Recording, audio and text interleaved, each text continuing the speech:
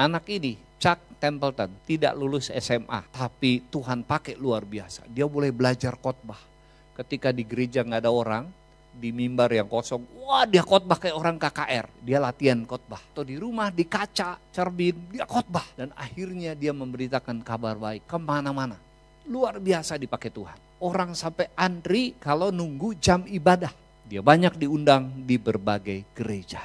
Dan luar biasa setelah dia menikah, dia membangun gereja sendiri. Suatu kali dia pinjam uang untuk sewa gereja. Dia bersihkan gereja itu dan kemudian dia mulai membangun pelayanan.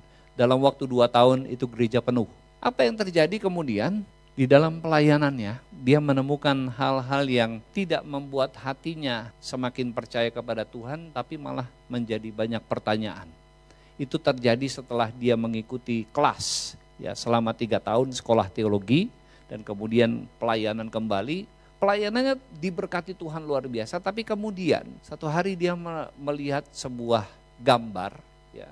Gambar tentang seorang ibu di Afrika yang menggendong bayinya dan bayinya itu mati karena kekeringan, tidak ada air. Dia mulai bertanya, kenapa enggak ada Tuhan di sana? Kan 2 orang itu, ibu dan bayinya itu diciptakan oleh Tuhan. Kemana pemeliharaan Tuhan? Dia kecewa sekali dan karena nggak bisa jawab pertanyaan itu. Dia merasa bahwa Tuhan tidak adil. Dan apa yang terjadi saudara? Dia tinggalkan pelayanannya. Dan dia pergi mengejar karirnya di pelayanan radio. Dan sejak saat itu dia ditinggalkan orang. Chuck Templeton. Yang kedua adalah Brown Clifford. Brown Clifford ini juga dipakai Tuhan luar biasa pada waktu itu. Ini 3 orang ini pada waktu itu maju bersama-sama dalam pelayanan. Sampai kalau gereja gitu ya. Gereja itu kan loncengnya itu menjadi penanda jam. Buat di daerah-daerah itu penanda jam. Jadi tiap jam dia bunyi. Kalau dia khotbah orang sampai potong itu tali jam supaya nggak ribut, nggak bunyi itu jam. Dia kalau khotbah pelayanan bisa 2,5 jam dan semua orang berdiam diri mendengarkan khotbahnya. Begitu luar biasa seperti tersihir dengan kata-katanya.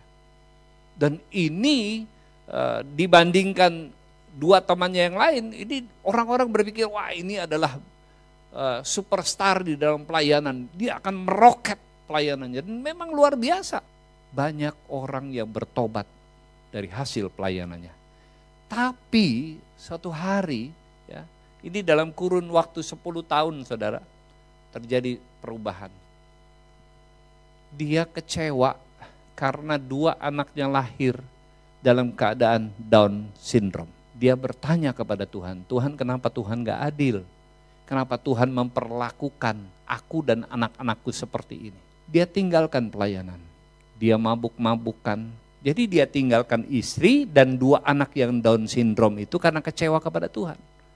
Sangat tidak bertanggung jawab. Dan apa yang dia lakukan? Dia pergi berjudi, dia mabuk-mabukan, dia tinggal di sebuah hotel kumuh dan umur 35 tahun meninggal dunia dalam keadaan overdosis. Bapak Ibu Saudara yang dikasihi Tuhan, sadarilah bahwa saudara berharga di mata Tuhan.